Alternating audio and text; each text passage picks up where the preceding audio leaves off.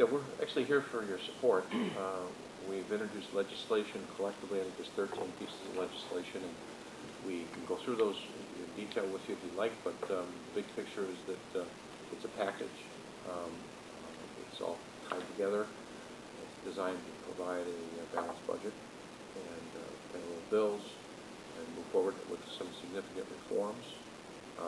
There's something in it for both sides to dislike and to acknowledge that it's kind of an embarrassment that we not passed the budget for 2 years. So we're trying to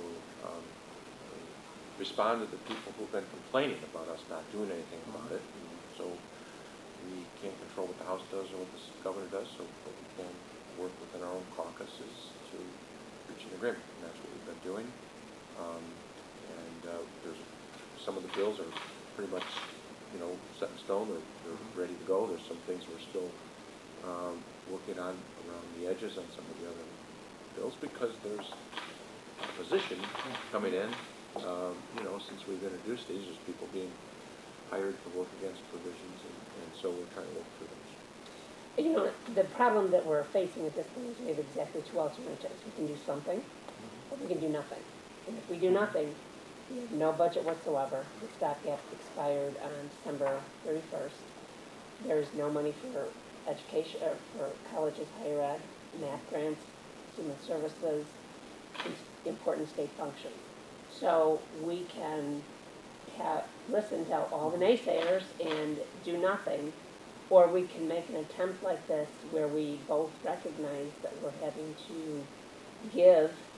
And there are wins in this for both sides. I mean, it truly is a compromise. There are things that I don't like. There are things that were most certainly included in the governor's original plan as he laid it out.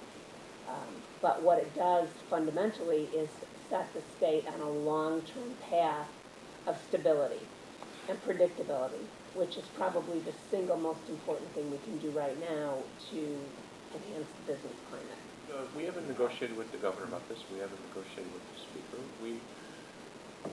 The process is... I'm sure they're familiar with it.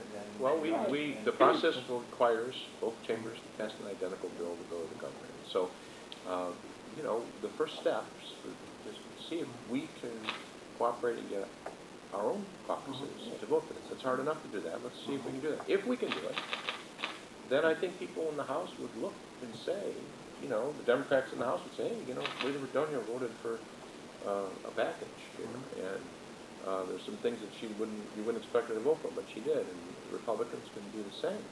And that, I hope, would then urge Speaker Madigan and Leader Durkin to maybe replicate what we've done. If they have a different version of that, then we would reconcile those versions and send it on to the governor.